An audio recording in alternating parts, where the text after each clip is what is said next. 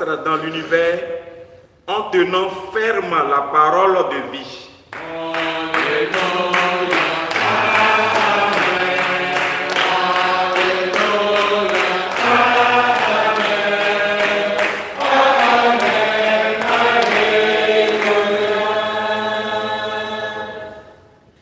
Le Seigneur soit avec vous. Et avec votre esprit. Bonne nouvelle de Jésus-Christ selon saint Luc.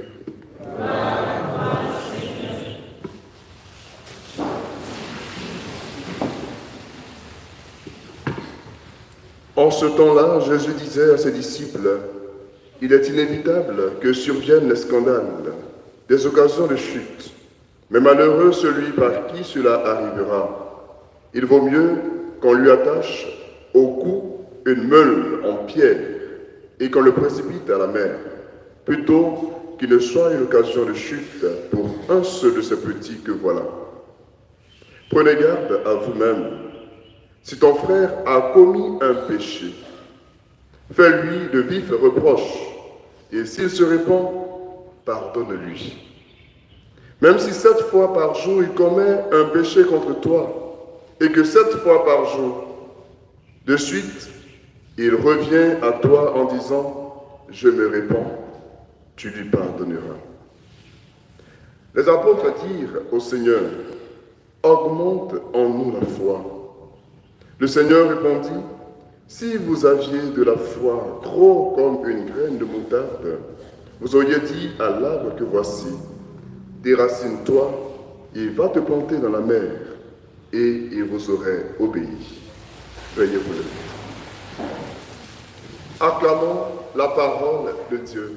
Louange à toi, Seigneur Jésus.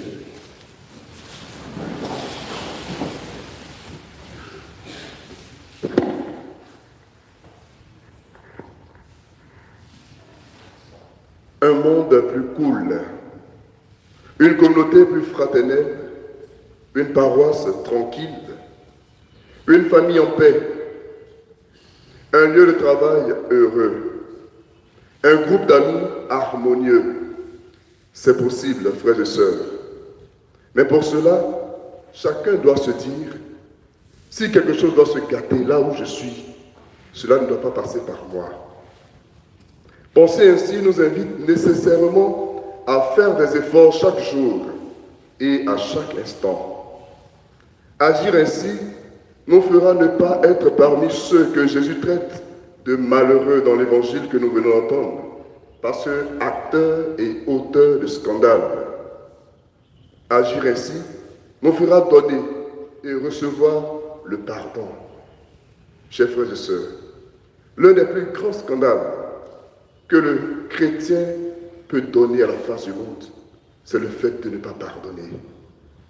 Et pourtant, nous sommes nombreux à ne pas pouvoir donner le pardon. Et c'est pourquoi les apôtres peuvent demander au Seigneur, augmente en nous la foi, car la foi fait de grandes choses en l'homme. Ne scandalisons pas le monde. Apprenons à pardonner, comme Dieu lui-même nous pardonne. Et comme je le disais, si nous nous disons toujours, si quelque chose doit se gâter, ça ne doit pas passer par nous. Nous ferons des efforts et nous agirons comme les responsables. Et Saint Paul, dans la première lecture, nous aide en nous rappelant quelques attitudes du responsable. Le responsable, dit-il, ne doit pas être arrogant, ni buveur, ni brutal, mais au contraire, il doit être accueillant, il doit être raisonnable, juste, maître de lui-même. Chers amis, si quelque chose doit se gâter, là où nous sommes, cela ne doit pas passer par nous. Demandons l'intercession de Saint Anne. Saint Anne, priez pour nous.